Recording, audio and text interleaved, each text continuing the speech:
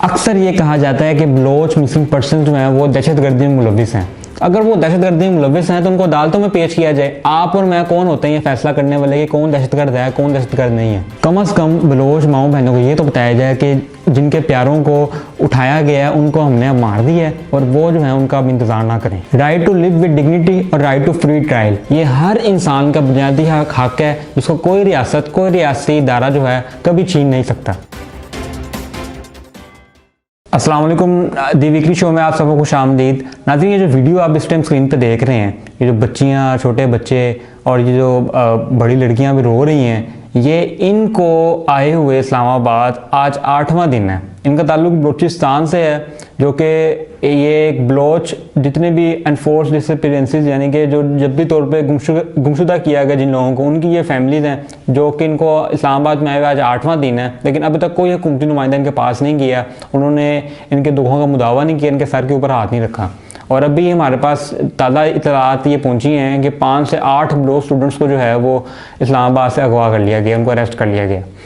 तो ये एक बड़ी अनफॉर्चुनेट बात है कि पाकिस्तान में अगर आप कोई वायलेंट प्रोटेस्ट कर रहे हैं, आप लाठियाँ लेके निकले हुए हैं, आप पब्लिक प्रॉपर्टी को नुकसान पहुंचा रहे हैं, फिर तो आपके साथ मुज़ाकरात भी किए जाते हैं, आपकी अनकॉन्स्टिट्यूशनल डिमांड्स को भी माना जाता है। लेकिन अगर आप पीसफुल तरीके से यहाँ पर एहतजाज कर रहे हैं तो कोई रियासती नुमाइंदा, कोई इदारा जो है वो आपके पास नहीं आता और आपकी जो ग्रीवेंसेस हैं उनको नहीं सुनता। इस धरने में जाना और जाके इनके जो लवाहिकीन हैं उनसे मिलना, उनके दुखों का मुदावा करना तो बहुत दूर की बात है। हुकूमती वज़रा घर बैठ के जो हैं इनसेंसिटिव स्टेटमेंट्स जारी कर रहे हैं। कल फवाद चौधरी की एक ट्वीट आई जिसमें उन्होंने कहा कि ये जो बलोच माएँ हैं ये पंजाब में आके तो आके खुल्लम खुल्ला फिर लेती, प्रोटेस्ट भी कर लेती, लेकिन पंजाब के जो माएँ हैं वो कहाँ जाएँ जब वहाँ पर बलूचिस्तान में जो है पंजाबियों को जो है कत्ल किया जाता है। तो अब यहाँ पे भी लसानियत फैलाई जा रही है। यहाँ पे क्या अब जो बलोच माएँ यहाँ पे आई हैं क्या उनका ताल्लुक है कि जो पंजाब के मजदूरों को वहाँ पे मारा जाता है? क्या ये ऐसे ही है कि आप एक जगह जुल्म करें तो दूसरी जगह दोबारा जुल्म किया जाए और फिर उसको जस्टिफाई करने की कोशिश की जाए? यहाँ पे उसको मिसाल बना के पेश करने का कोई तुक नहीं बनता, कोई लॉजिक नहीं बनती और उनके ज़ख्मों के ऊपर और नमक छिड़का गया इस तरह के बयान दे के। तो इस तरह की जो स्टेटमेंट्स हैं वो जारी की जा रही हैं। उसके अलावा कल मरियम नवाज़ पाकिस्तान मुस्लिम नून की जो नायब सदर हैं वो वहाँ पर गई, उन्होंने वहाँ पर जाके उनके साथ ताज़ियत की। तो उसके बाद जो उनके सियासी मुखालफीन हैं और जो बाकी लोग हैं उनका ये कहना था कि ये भी पॉलिटिकल स्कोरिंग की जा रही है। इनके अपने PMLN के अपने दौर में भी ये कुछ होता रहा है, जो कि काफ़ी हद तक बात ठीक है। ये सारी सियासी जमातें, इमरान खान जब अपोजिशन में थे तो वो भी ऐसे ही करते थे, वो भी कहते थे जी मैं जिस दिन वज़ीर-ए-आज़म बन गया एक शख्स भी इस मुल्क से गायब नहीं होगा। तो ये तो अपोजिशन में हर किसी का ऐसा ही होता है। लेकिन एक चीज़ जो है वो बड़ी अहम होती है कि जब कोई मेन स्ट्रीम पॉलिटिकल पार्टी या पॉलिटिकल लीडर इन इशूज़ को इनको टेकअप करता है तो ये इशूज़ मेन स्ट्रीम मीडिया तक पहुँचते हैं, जो कि वैसे अदरवाइज़ नहीं पहुँचते या उनको पहुँचने नहीं दिया जाता। तो ये एक बड़ा फ़ायदा होता है इन चीज़ों का, जिसका फ़ायदा कल भी देखने को मिला कि जब मरियम नवाज़ गई तो उसके फौरी बाद ही शिबली फराज जो कि इंफॉर्मेशन मिनिस्टर हैं और शेख रशीद जो कि इंटीरियर मिनिस्टर हैं, उन्होंने स्टेटमेंट जारी की कि हमने इस इशू को आज कैबिनेट मीटिंग में जो है वो डिस्कस किया है और इस पर लॉ भी बन रहा है जो कि अनकरीब जो है वो पास कर लिया जाएगा। तो ये जो चीज़ें हैं ये एक बड़ी अहम बात है कि क्यों पाकिस्तान की जो मेन पॉलिटिकल पार्टीज हैं, मेन स्ट्रीम पॉलिटिकल पार्टीज हैं, वो अपोजिशन में तो इस तरह के इशूज़ को टेकअप करती हैं, इन पर बात भी करती हैं, लेकिन जब वो पावर में आती हैं तब वो सारा कुछ भूल जाती हैं। और कभी भी जो इनका जो मसला है बलोच एनफोर्स डिसअपीयरेंसेस का जो मसला है ये पिछले 2 दहाइयों से चलता आ रहा है, लेकिन अभी तक इसका कोई हल नहीं निकल सका। नाज़रीन, ये जो जबरी गुमशुदगियों का मसला है थोड़ी सी इस पर बात कर लेते हैं। सबसे पहले आपको मैं ये बताता चलूँ कि ये जबरी गुमशुदगी होती क्या है। कुछ लोग इसको किडनैप के साथ भी जोड़ते हैं जी कि इन लोगों को प्राइवेट ग्रुप या कोई इंडिविजुअल किडनैप कर लेता है वो भी उसको भी ये एनफोर्स डिसअपीयरेंस के खाते में डाल देते हैं। ये ऐसा बिल्कुल नहीं है। जबरी गुमशुदगियाँ प्योरली वो एब्डक्शंस हैं या वो आप कह लें आसान अल्फाज में किडनैप करना है जो कि स्टेट इंस्टीट्यूशन की तरफ से किया जाता है, यानी कि जो सिक्योरिटी के इदारे हैं पाकिस्तान में, पाकिस्तान आर्मी है, ISI है, मिलिट्री इंटेलिजेंस है, MI है और बाकी जो रेंजर्स हैं, FC के एहलकार हैं, पुलिस भी है, लेकिन प्राइमरीली ISI की तरफ से ज़्यादातर ये इस तरह की जो है वो कार्रवाइयाँ की जाती हैं। तो वो जो एब्डक्शंस होती हैं उनको एनफोर्स डिसअपीयरेंसेस कहा जाता है। इसकी अगर तारीख थोड़ी देखें तो ये तो स्टार्ट 1970 से ही हो गई थी, लेकिन उस टाइम जो था वो इसको इतना नॉर्मलाइज नहीं किया गया था।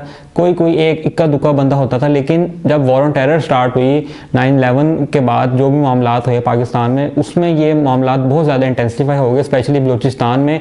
और जब मुशर्रफ एरा में जो नवाब अकबर भुट्टी हैं, जो कि एक बहुत बड़ी सियासी कुव्वत थी बलूचिस्तान की, जब उनको कत्ल किया गया उसके बाद हालात बहुत ज़्यादा ख़राब हो गए। वहाँ पे सेल्फ डेप्रिवेशन भी बहुत ज़्यादा बढ़ गया और वहाँ पे जो सेपरेटिस्ट ग्रुप्स हैं उनकी कार्रवाई बढ़ गई।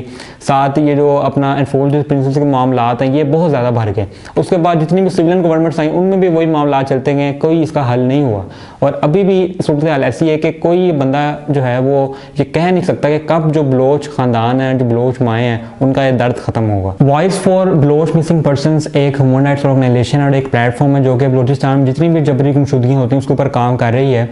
उनके मुताबिक अब तक 6000 ऐसे लोग हैं जिनको सिक्योरिटी एजेंसी की तरफ से जबरी तौर पर गुमशुदा किया गया है, जिनको कभी अदालतों में पेश नहीं किया गया और उनके वेयर अबाउट्स किसी को नहीं पता कि वो कहाँ हैं, किस हालत में हैं।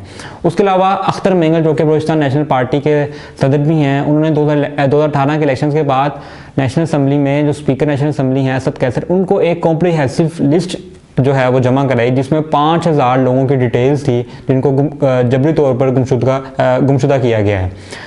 और जो voice for Baloch missing persons हैं उनके मुताबिक एक और रिपोर्ट सामने आई जिसमें बताया गया कि 2009 से लेकर 2020 तक 1200 बल्कि 1400 ऐसी मसख़शुदा लाशें मिली हैं जिनको सिक्योरिटी एजेंसी की तरफ से गुमशुदा किया गया था। उनके नाम उनके पास मौजूद हैं और उनकी जो लाशें हैं वो मिली, यानी कि उनको पहले उठाया गया, फिर उनके ऊपर उनको टॉर्चर किया गया और जो जिस हालत में उनकी लाशें मिली हैं कि वो आइडेंटिफाई करना ही बहुत मुश्किल था। यहाँ पे एक सवाल पैदा होता है कि क्यों ऐसा किया जाता है, क्यों जो सिक्योरिटी एजेंसीज हैं वो ये काम करती हैं। जब आप मुजरिम, जो आपके हिसाब से मुजरिम है, उसने कोई जुर्म किया है, उसको आप अदालत में क्यों नहीं पेश करते?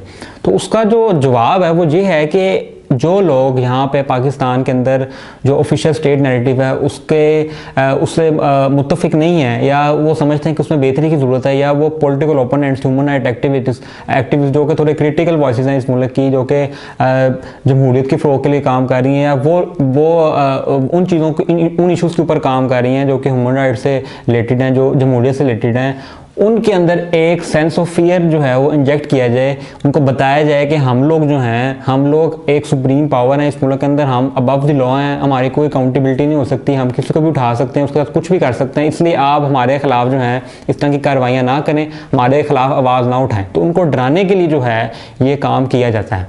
अब ये इसके नतीजे में बड़े ज़्यादा इसके जो है ना वो गलत इसके असरात आते हैं। एक तो ये है कि आप जो एक बेसिक ह्यूमन राइट है, right to live with dignity और राइट टू फ्री ट्रायल, ये एक किसी भी इंसान का एक बुनियादी हक है जो कि आप वायलेट कर रहे हैं। कोई भी रियासत, कोई भी सिक्योरिटी एजेंसी ये जो हक है किसी भी शख्स का, किसी भी शहरी का, वो कभी भी उसे छीन नहीं सकती। और अक्सर ये कहा जाता है जी कि जिनको उठाया जाता है वो दहशतगर्दी में मुलविस होते हैं, वो एंटी नेशनल होते हैं, जो कहा जाता है अक्सर लोगों के बारे में। तो अगर कोई भी दहशतगर्दी में मुलविस है या कोई भी क्रिमिनल एक्टिविटी आप उसके साथ मुंसलिक कर रहे हैं, तो उसको आप अदालत में पेश करें। आप और मैं ये कैसे फैसला कर सकते हैं कि कौन दहशतगर्द है, कौन नहीं, कौन क्रिमिनल है, कौन नहीं। उसके अलावा जिनको उठाया जाता है उनमें से कुछ लोगों को रिहा भी कर दिया जाता है। अब उनकी जो ज़िंदगी हैं उस पर भी बड़ी कम बात होती है। मैं उसमें थोड़ी रोशनी डालना चाहूँगा कि जिस तरह उनको जो है वो टॉर्चर किया जाता है फिज़िकली, मेंटली। अब वो जो फिज़िकल टॉर्चर है उसकी ज़्यादा डिटेल में मैं नहीं जाऊँगा, वो बड़ा जो है वो एक दर्दनाक चीज़ है।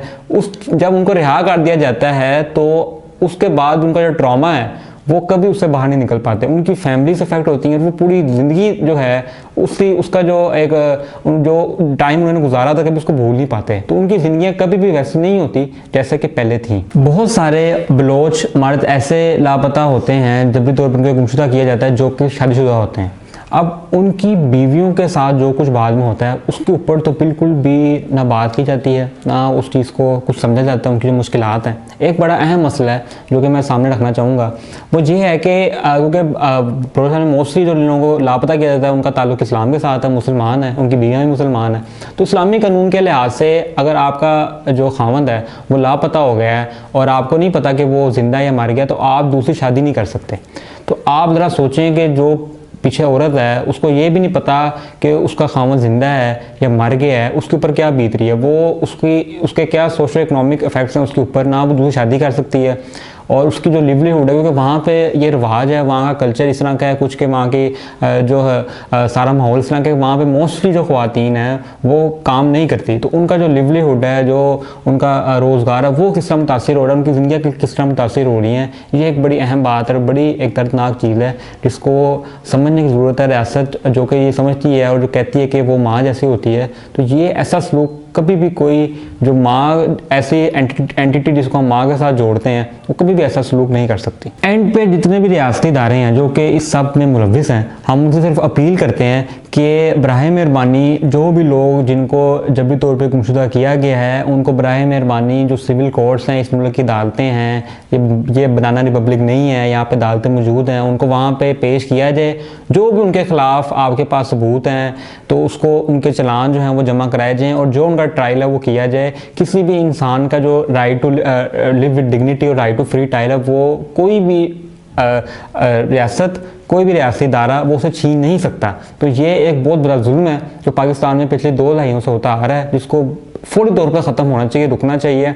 और इस चीज़ का हमें समझने की ज़रूरत है कि ये जो वहाँ पे सेपरेटिस्ट ग्रुप्स हैं, उनके जो बयानी है उसको कितना ज़्यादा तकवीत बख्श रहा है ये जो सारा कुछ हो रहा है। तो इसको बड़ी संजीदगी से इसको देखने की ज़रूरत है, इसको एड्रेस करने की ज़रूरत है। और हुकूमत से भी मेरी अपील है, आज़ाद लब के प्लेटफॉर्म से हमारी अपील है कि इस चीज़ को जो है, जो जिस कानून की बात की जा रही है कि जो ड्राफ्ट हो चुका है, उसको फौरी तौर पर फाइनलाइज़ किया जाए, उसको पास, वो बिल्कुल नेशनल असम्बली में उसको जो है सारी जो पार्टीज हैं वो पास करेंगी और कंसेंसस के उसको पास किया जाए जल्द से जल्द, और इस चीज़ को क्रिमिनलाइज किया जाए जल्दी से जल्दी। और जितने जो भी परपिट्रेटर्स हैं, जो कि पुराने हैं, जो पहले लोग गुमशुदा, उनको फौरी तौर पर रिकवर किया जाए, और जो भी परपिट्रेटर्स हैं उनको सख्त से सख्त सज़ा जो है वो सुनाई जाए। ये जो इम्प्यूनिटी है ये ख़त्म की जाए और अकाउंटेबिलिटी जो है वो की जाए, और जल्द से जल्द जो है वो हम सिर्फ अपील ही कर सकते हैं कि जो लोग गुमशुदा हैं उनको फौरी तौर पर जो है रिकवर किया जाए। नाज़रीन, इस हफ्ते हमने एक बड़ा जो है वो सेंसिटिव मसला जो है डिस्कस किया है, तो अपनी राय हमें लाजमी दीजिएगा। जो गलतियाँ हमसे अगर कोई हुई हैं तो वो भी कमेंट सेक्शन में बताइएगा। अगर आपको काम अच्छा लगा तो वो भी बताइएगा, और सारे सोशल मीडिया प्लेटफॉर्म्स में आज़ाद लब को फॉलो करें। बहुत शुक्रिया।